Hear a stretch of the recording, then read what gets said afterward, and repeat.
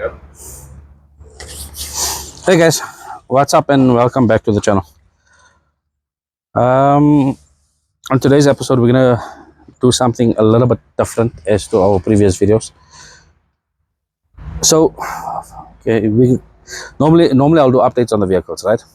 I've been wanting to do this video for a while now, and we just didn't get a chance to do it. But I think we're still busy with a couple of cars, so let me get this here in. I see Kamo is nagging me for content as well.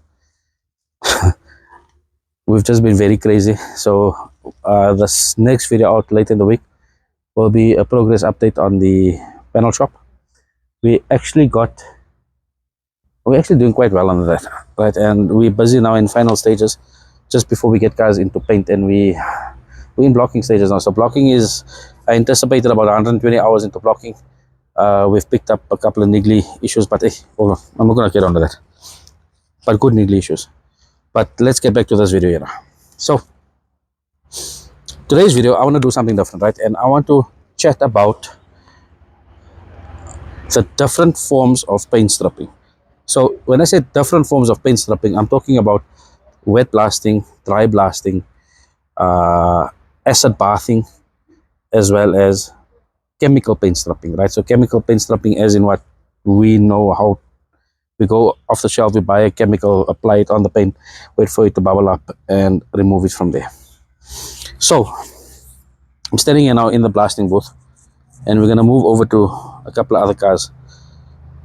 And I'm just going to try and give you some information, basically based on my experiences. Firstly, mainly on my experiences, right? Then I've done some research into them. It's going to be based on what I've learned and my thoughts, my opinion on it. So my opinion is different. I would say my opinion is different to somebody who's just doing a product, doing product research on something, right? We've actually gone through 90% of the phases, and I can tell you, I can give you basically feedback on that. So I think it should be valuable. I think so. So let's start off quickly. So we've got. Let's start off with acid bathing, right? Or chemical bathing. So I've done some research on it. I've been doing videos on it, and it's something that I've actually looked at doing here at the shop here for the vehicles that we're busy on, right? And I've seen the guys in the States, I've seen the guys in Europe, and I've spoken to a couple of guys as well. So I've spoken to the guys in Europe at Car Blast, and I got some good insight. Look, they didn't disclose everything for me, but putting the puzzle together, I got some good eyesight on it. So let's start with that quickly. So acid bathing, the process of acid bathing, I think we've all seen these videos of cars basically lowered into a bath at a certain temperature, and the car comes out of there and they come through with a jet washer and they basically blast the paint off there, and then it goes into another bath, and then from there into another bath, etc, etc, etc. So the process is as follows, as far as my knowledge is, right? It can be wrong, but this is what I've learned, and I've went as far as learning and doing research on it and doing costings on it. So I should be close to where they are at this point. So they use, the first bath will be, so your general guys in the US, let's start with that first. They use phosphoric acid, right? They use phosphoric acid. A lot of guys, some of the guys actually use citric acid. So citric acid is very, it's a nature friendly chemical, right? As to phosphoric acid, but it takes, you'll dip the car for about 2 weeks, and in 2 weeks you won't get everything off it, so it's not as strong as your phosphoric acid. So you get a lot of guys using phosphoric acid. So what they do is they heat. Phosphoric acid has different properties at different temperatures. So at I think it's around 200 degrees Celsius, phosphoric acid is able to not strip off the paint, it's able to loosen the paint from the metal. So the it's basically separates paint from the metal. That's why the guys come with a pressure washer afterwards and start blasting it off. So the pressure washer is not the normal, our pressure washers that our cutters or something like that. It's actually high pressure washers. So they run between 5 and 7 bar, 6 and 7 bar. They run through with a jet nozzle. That's why you'll see the guys all running through fast on the panel and not concentrating in one spot on it, right? Because it is high pressure. You are gonna warp it, even though it's cold water. You're still going to warp it because of the pressure. So they would dip the car in phosphoric acid. Some of the guys will dip it for 2 days, and they'll dip it up to 7 days. Depends on how many layers are on the paint, what's under the paint, how much body filler there is under there, and rust and so on like that. So the phosphoric acid, I understand, is basically a neutralizing agent as well. So they'll use that to paint strip it. They've got another acid bath. The acid bath after that, so they're going to water. Then from water they'll go into an acid bath, right? Not too sure exactly what the acid bath is, but most likely it's going to be either hydrochloric or sulfuric, and it's a lower dose in it. So it's not it will definitely not be a 50 mix, but it'll go into acid, come out of there into water, and then it'll go into a rust inhibitor. So the one issue I have with this here is, and why I didn't look at it. So that's the one process of acid bathing. The issue I have with this here is the rust inhibitor that I've done research on is not a permanent solution, meaning that it'll stop you from flash rusting, it'll stop you from rusting for maybe, I don't know what the period is, but X amount of time, right? So we'll call it 6 months. It's all good and well. So you can go and you can prep your body work up, you can do what you got to do, and then get it ready for your first lot of primers, right, or sealers. The biggest issue I have is, let's come through the side. Let me explain to you directly in here. So now you go and you put this guy in the acid bath, right? You put the guy in the acid bath.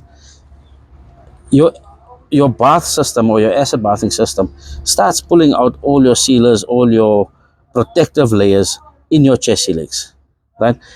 You then dip the car into its different acids, pull the rust out, and then rinse again, and then you go into your neutralizer and your rust inhibitor, and your rust inhibitor is only going to protect these areas here that you can't get to. You're unable to reseal or respray or treat afterwards. How do you, my question that no one is able to really answer me is, how do you protect this here afterwards? So yes, you can get to areas like this here, you can still come and seal here, you can come and seal over in your corners and all of these areas here, but how do you protect your layers that you're unable to get into, right? So that's one. To answer that question there, Carblast, and there is other companies out there, but I don't know of them. I know there's one place in South Africa, but I don't know if they offer the service. The solution to that is e-coating. So e-coating is electrolysis basically, right? So you're negatively charging, if I'm not mistaken, and I stand corrected here, if my terminology is out or whatever it is, I apologize for it, but this is my understanding of it. Same way like our electroplate. Electroplate, we're taking basically off the negative, right? We're taking off the positive.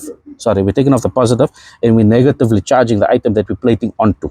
So we're taking off the positive and we're putting onto the negative. Powder coating works the same way, right? So powder coating, we're basically not taking anything off. We're spraying a powder onto a negatively charged item and then baking it afterwards.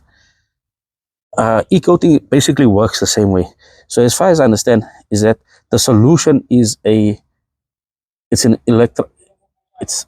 don't know how to explain it, but the solution is basically has got its anodes in it, right? And you charge that solution and you're able to get into certain areas of the car.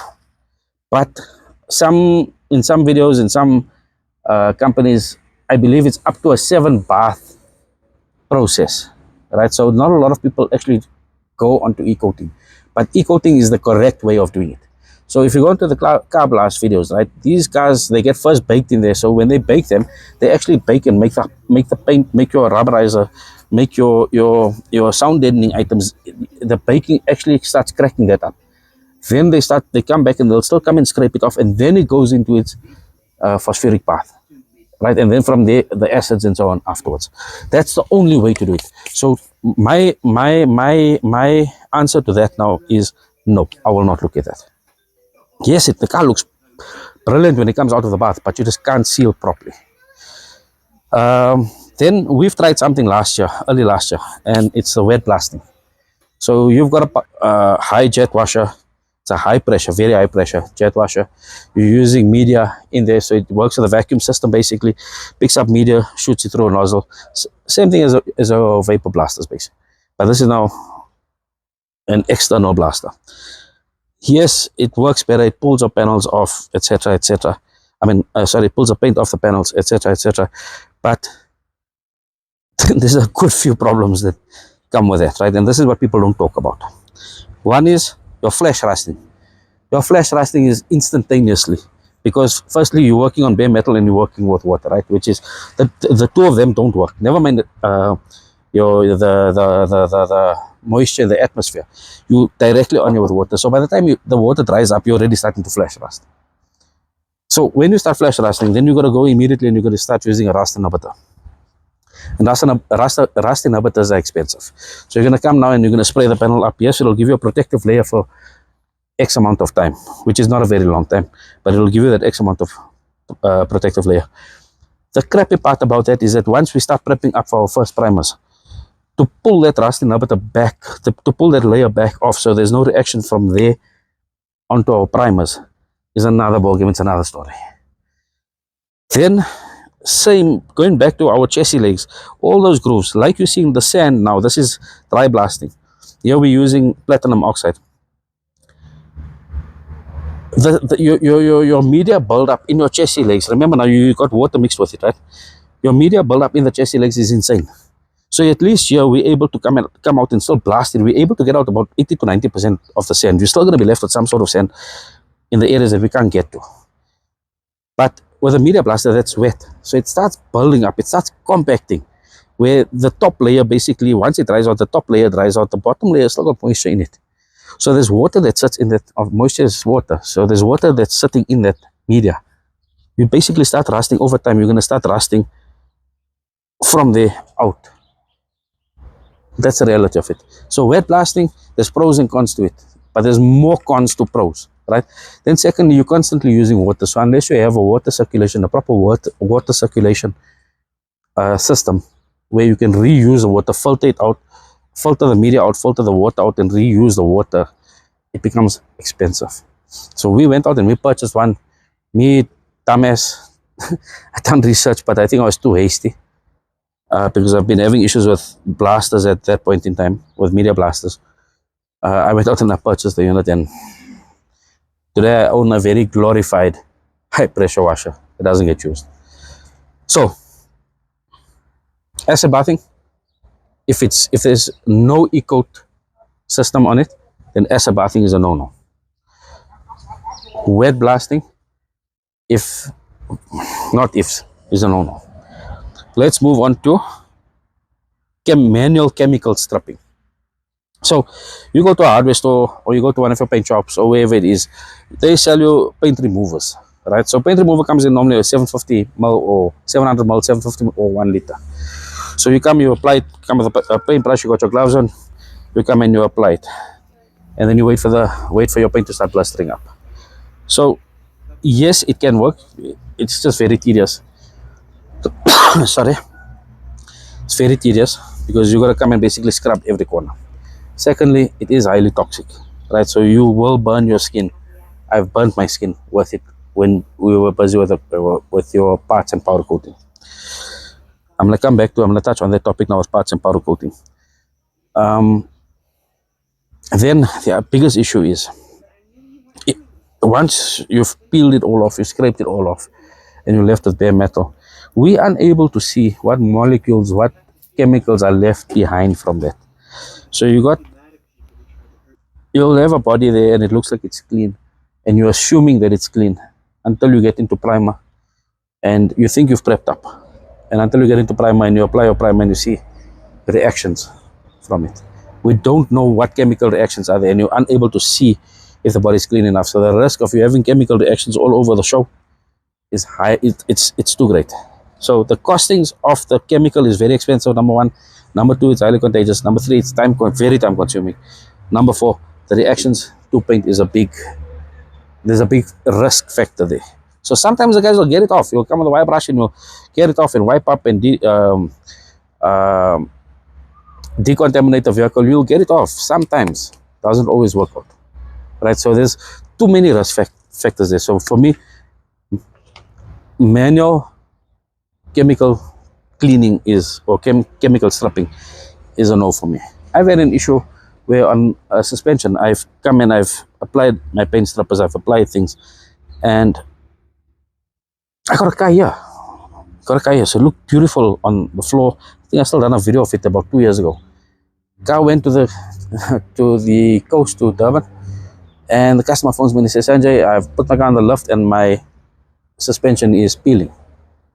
And I'm thinking, what the heck is going on? Because at that point in time we've done like 20 suspensions, and it's the first time I've actually heard of powder coat peeling off the suspension. And I literally scratched my head. I couldn't understand what the heck was going on. So I told the customer, bring the car back up to Joburg. And I saw it for myself. The powder coat literally peeling off. Then I realized, at that point in time, we were playing around with our cleaning process on them. So the first lot of parts we sandblasted out. The second lot of parts we basically came and manually paint stripped. Right? And that's the comeback on it.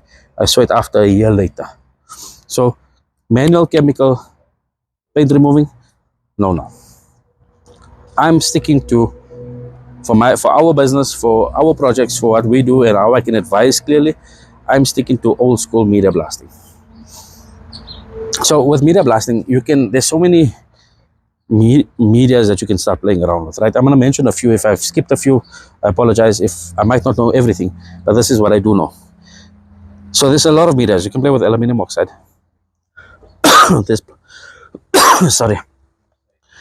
There's platinum oxide.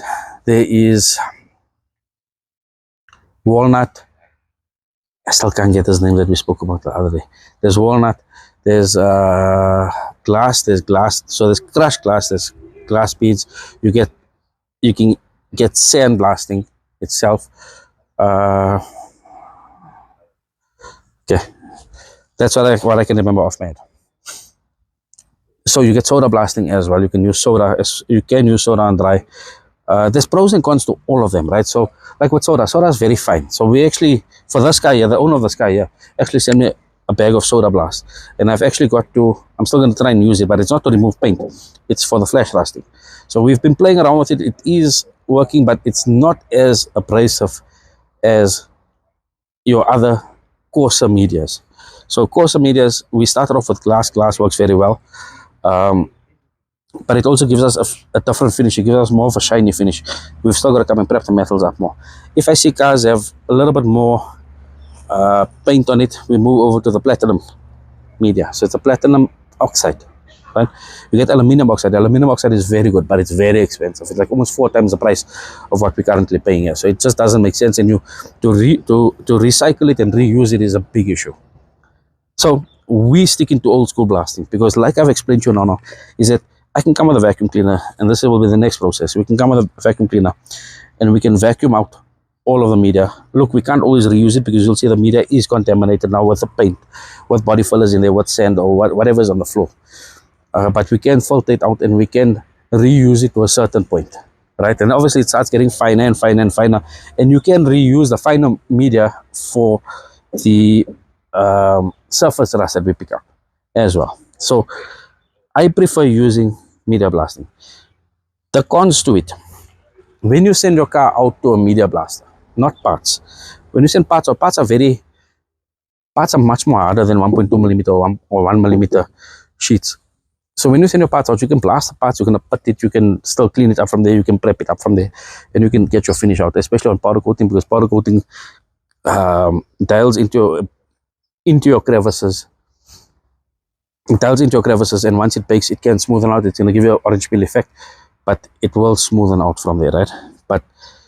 And you can bake it. You can coarse it out. You can go with a hot base and dial it in there. You can go with a cold base and dial it in there. You're going to get different finishes. So there's a lot of ways to play around with it. But old school blasting, I'll still come to that. The con is, you send your car out to a sandblaster. He is not worried about your finish on your metal. He is worried about taking this paint here off the metal, right? Especially if he's going to come to an area with body filler. So why we started doing it ourselves is that we're able to play with the medias. As I've stated in my previous videos, we're able to state with the pressure that we're using on the blaster, and we're able to play with the angle of the nozzle. So instead of coming and standing right in front of the panel and concentrating on a certain spot, you're able to come at an angle and play with a certain spot, and you'll actually get it gently off there. So we've dialed this machine and we're using it quite well, but that's just one of the concerns, is that you got to be consistent with it. You can't just leave a dumbass here and tell him to come and blast, and he's just going to come and sit in the corners here. I've seen it. So that's one of the reasons why we don't do the roofs. The roofs are so wide, and because of the bracing behind, we're unable to get to pinning and filing it and dolling it properly. We don't do the roofs and we don't do the bonnets anymore because of warping it out. So you still got to be careful. You're not safe to say, I'm only using this media and I can blast. And I think I've covered everything. I'm just thinking, I think I've covered everything. So from sorry. So from our viewers there, if you guys have further information and knowledge of the topics that we've spoken about, right, drop a comment. Let me know what you guys think. Let me know on your views. I'd also like to learn further. But I hope this here answered a lot of the questions that people had. Right? So I think I've covered everything. I think this answered a lot of questions. If you guys have any questions, drop me a comment. Let me know. I can either answer it or we can try and do a video again about it. But as I learn, I will start. As I learn, I will try and educate you as far as possible. Oh yeah, one more thing quickly before we go. The only bad thing about blasting is that I've learned the hard way. You can't have, and it's on the orange car, you can't try and mask the car out with interior there, with your carpet in there, and try and blast. It just doesn't work. So it just doesn't work. That's the only downfall about it. So we'll do another video about that and how we basically paint stripping those cars afterwards. But guys, listen, I'm not going to keep you up too long. Appreciate you all always. You guys know what to do. Like, subscribe, and share. And I shall see you on the next one.